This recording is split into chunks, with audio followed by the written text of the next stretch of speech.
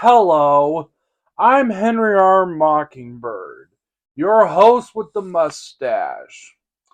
And let us talk about time travel.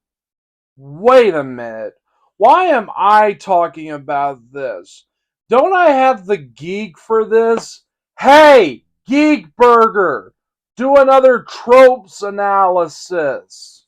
Hello, nerds, geeks, and dwarfs.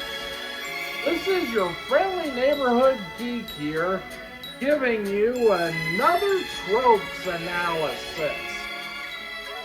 Now let us talk about the subject of travel, which has been a big thing in both science and fantasy, of course. So let us start. All time travel stories we all owe to H.G. Wells and his little book, The Time Machine. Everything from Doctor Who to Back to the Future to the Planet of those damn dirty apes to Meet the Robinsons to Bill and Ted to the Toyminator can all be traced back to the Time Machine book by H.G. Wells. And this has been another edition of a tropes analysis. With that out of the way, let us talk about George Pal. Those who don't know, George Pal was pretty much the Steven Spielberg, George Lucas of his time. He started out his career as a stop-motion animator, creating the series Puppet Tunes. The series gave Willis O'Brien of King Kong fame work after King Kong, and it also gave Ray Harryhausen his first paid job as a stop-motion animator. The Puppet Tune series was mostly a stop-motion series intended for children, with films like Tooby the Tuba and Dr. Seuss adaptations like And to Think I Saw It on Mulberry Street and The 500 Hats of Bartholomew Collins. And his stop-motion puppets were very unusual, in that instead of being made out of clay or plasticine, they were made out of carved wood. He would later break out into feature-length films with his first feature-length film, The Great Rupert, starring Jimmy Durante and Terry Moore of Mighty Joe Young fame, and was renounced for having this scene.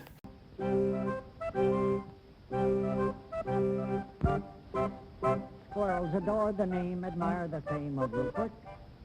He's in a class alone, the one and only Rupert. He jumps rope so gracefully, and you ought to see him climb a tree. Think of an acrobat in Mister, that is Rupert. Think of a ballet star, and you're not far from wrong. He taps his little toe and steals the show and takes your heart along. I covered The Great Rupert a while back, and if you want to check out that review, a link will be provided in the description. George Pal would later dive his tootsies into the world of science fiction and fantasy as well, by directing and producing films like The War of the World, When the World Collide, and Atlantis, The Lost Continent, and Destination Moon, and Conquest of Space, which, does this look familiar? He also did fantasy films like The Seven Faces of Dr. Lao, Tom Thumb, and the subject of today's review, which is both sci-fi and fantasy, The Time Machine. With all of that intro out of the way, let us dig into the time machine. Wait a minute. Why am I doing the review here? Why am I reviewing the time machine here? I should be reviewing it back in time, baby. Now, if you excuse me.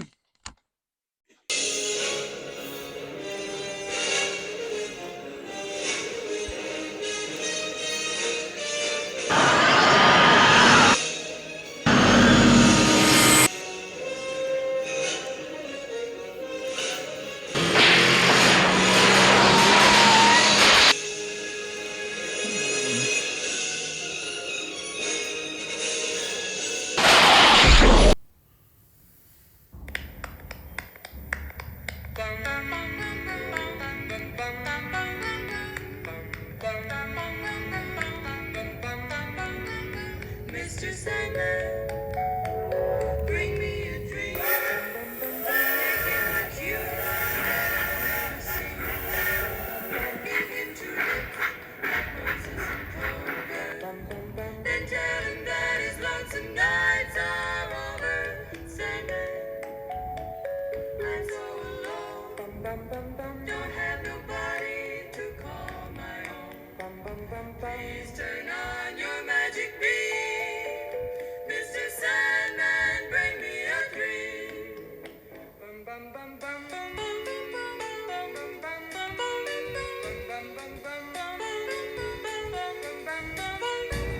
Mr. Sandman, bring me a dream. Make him the cutest that I've ever seen. Wow, that's not for my time. What year am I in?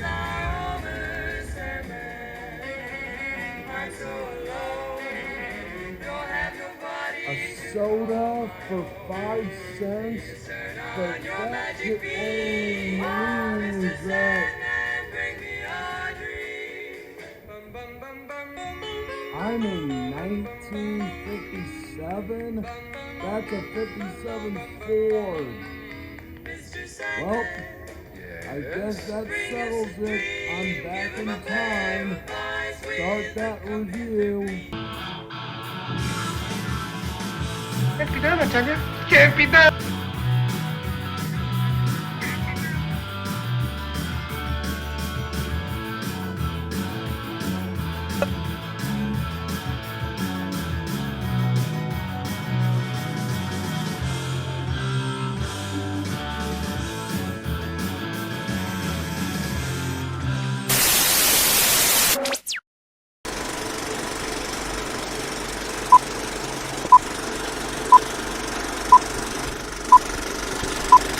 Dr. H.G. Wells builds a time machine and decides to go back in time despite his friend telling him not to. He goes anyways and ends up millions of years into the future, a post-apocalyptic future where humanoid, vegetarian, childlike beings called the Eloys and the cannibalistic cave dwellers, the Morlocks. Well, what do I think of the time machine? Well, I like it.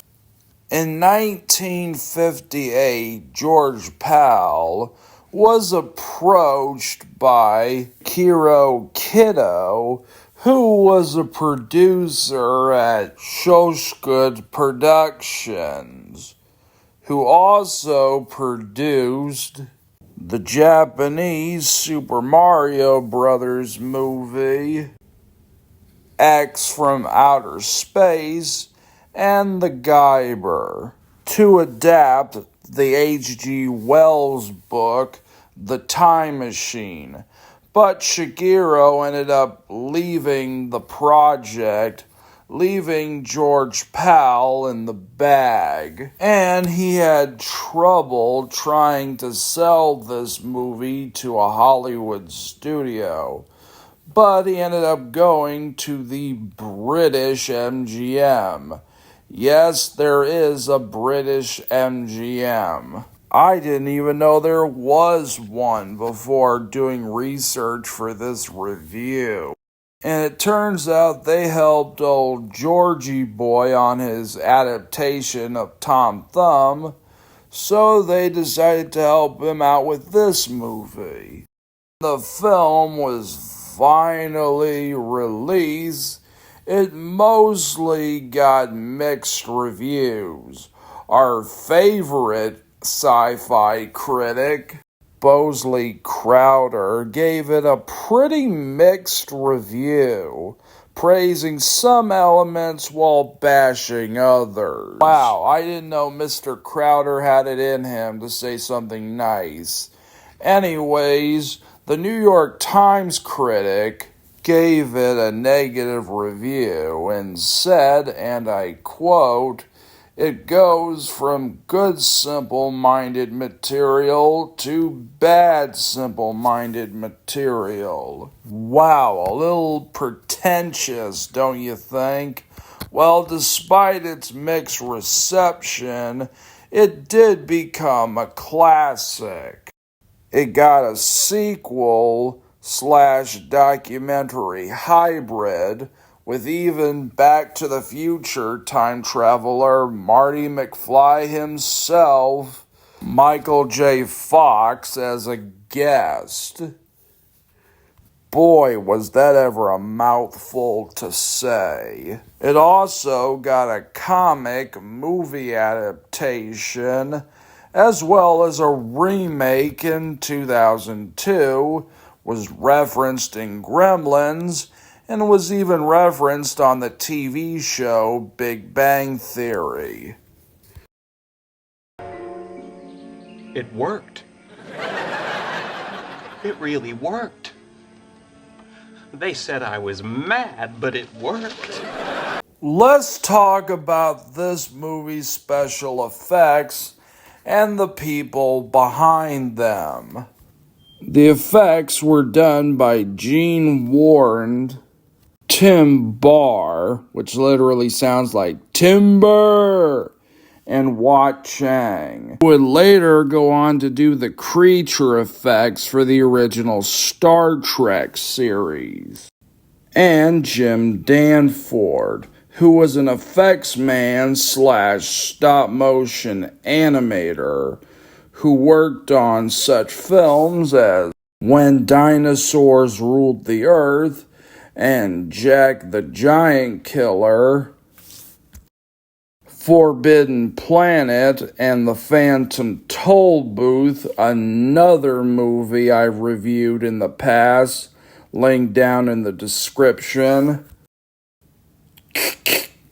And also did Young Frankenstein, They Lived, and Memoirs of an Invisible Man, and was even homies with Ray Harryhausen, and collaborated with Ray Harryhausen on Clash of the Titans. The effects and where the time traveler is traveling through time are just amazing.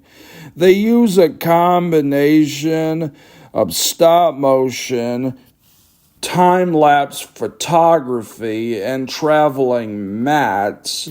The effects are jaw-dropping and still pretty much hold up and are definitely worthy of that Oscar the effects team got for all this. Even the production values are great, like this statue. It really looks ethereal and mysterious, like it could be made by another civilization, very far away from our own. Even the matte paintings are marvelous. I literally feel like I could get lost in one of them. They were done by Bill Braze, who also contributed to some of the special effects shots. I think these are live action, but nope.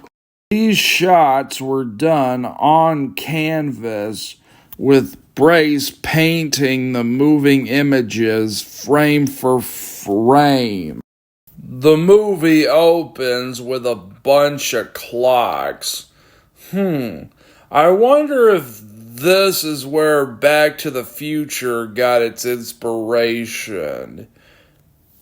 We see a bunch of ticking clocks floating around until we get to the big clock, Big Ben himself. We get to see David Phillippe walk in with his friends, and they're about to join their friend George for dinner, only for George to come in through the kitchen door looking like he just survived the Wile E. Coyote explosion.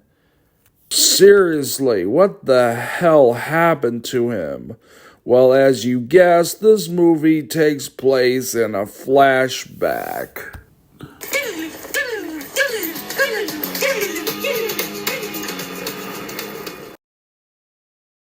We cut back a week later where we see the gentleman in a room talking about the 4 dimensions.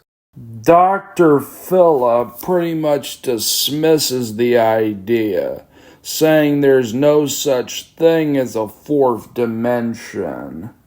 And by the by, Dr. Philip is played by Sebastian Cabot, who also played Bagheera in The Jungle Book.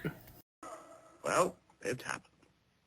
Took a little longer than I thought, but it happened. He tells him wrong, and that there is a 4th dimension, and that he built a time machine. Now let's talk about that time machine. It is the most iconic thing in the film, and I know what a lot of you might be thinking. Why is it shaped like a sled? That's mostly because George Pal really liked sledding and wanted to model the time machine after it. It went through several design changes, including this one that George Pal hated. He said it looked like an electric chair. Despite all the changes it went through, the time machine is worthy of its title. It is a wonder to behold. And we even get to see the action figure for the time machine. Oh, sorry, it's just the model for the time machine. Everyone says what George is saying is utter nonsense, and no one comes to his defense, not even his best friend, David Phillippe. And let's talk about him. He is the first character we ever see on screen. He has a certain warmth about him. Both him and George are like brothers, even though he says stuff like, destroy that machine before it destroys you. You know he's doing it out of the goodness of his heart. Even his monologue towards the end of the film, when he discovers that George has gone back in time, leaves the film off on a very bittersweet note. He's also like a nicer Biff from Back to the Future, in that we get to see different versions of him from different timelines, like his son, James Phillippe, and James Phillippe as an old man. And George seeing James Phillippe as both a young man and an old man gives the film that emotional oomph. All of this is brilliantly portrayed by the wonderful Alan Young, who I best know as Wilbur from Mr. Ed, but you know him best as Scrooge McDuck. Let us talk about George, played by Rod Taylor, who was Pongo in 101 Dalmatians. So this is a weird Disney crossover. It could be pretty good. I think I'll call it Scrooge McDuck, Pongo, Bagheera, Disney characters all out attack. He goes on quite the journey, and an emotional one at that. Starts out the film as an optimistic inventor, but when he goes back in time, he goes through loss and tragedy, both personal and real life tragedy, all within the span of a few minutes or seconds. He starts to question his faith in humanity and the future of it. But in the end, he ends up finding love and becomes a rebel and kicks a lot of Morlock ass and becomes a badass in his own right. Let's talk about the Eloi. Now, I said they were childish, and in the actual book, they were portrayed as children. The Elois are very, let's say, simple-minded. They don't really think about much, even human life itself. They have no rules and no laws. They don't know how to read nor write. But the one who stands out is Weena. She's very naive and very much like the rest of the Elois. She has a childlike innocence to her. She ends up falling in love with George and even helps him out by showing him some rings that actually talk when you spin them around on a table. And the table has a voice that's provided to us by Paul Frees. Rings tells George what's transpired in the last thousands of years and what happened to humanity after the nuclear explosion. And I know what you're thinking. Weena?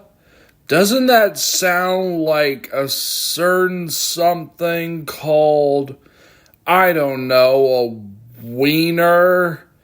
Yes it does. I'll give you time to giggle. One area where the remake actually improves on the original by changing her name from Weena to Martha. Let us talk about the Morlocks. What can I say about them other than they are horrifying? And I mean horrifying. They're both horrifying and weird at the same time. They do the Jaws effect by keeping them hidden for a good chunk of the movie. So when you do finally see them and they're revealed, it hits you over the head like a sledgehammer how terrifying these things are. Even the way one of them dies is freaky, with blood coming out of the mouth and their head disintegrating and an eyeball coming out. It's really grotesque for 1960. The idea behind them is kind of screwed up. Although I may be overthinking this, so please stop me if you can. The Elois eat mostly a vegetation diet, mostly eating fruit. And you see those pointy things on the statue?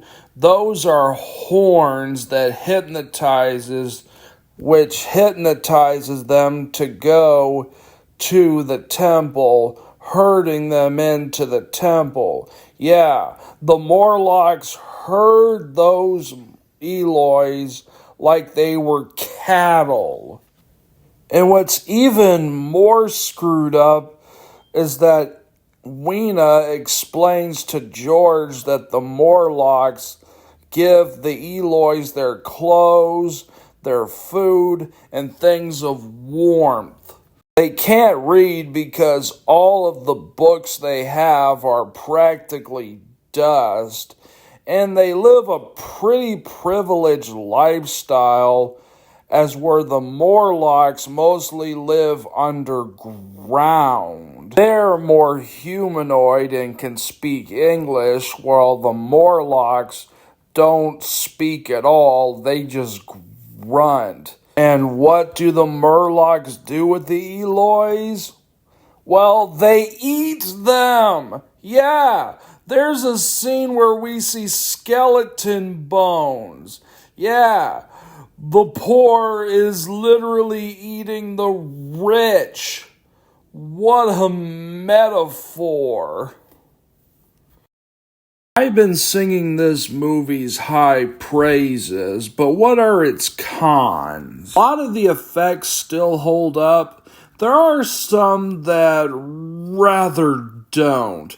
Like during the explosion of lava after the nuclear apocalypse, the whole thing looks like a miniature set straight out of an episode of Thomas the Tank Engine. While the Morlocks are effectively creepy, they kind of also look kind of goofy with the teeth and all that and the blinking Christmas tree-like eyes.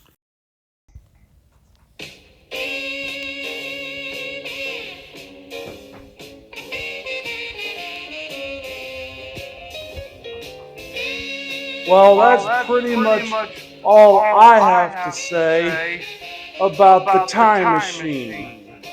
But until the next review, I'm Henry R. Mockingbird, your host with the mustache, signing off. And by the way, make sure to tune in for the 150th episode.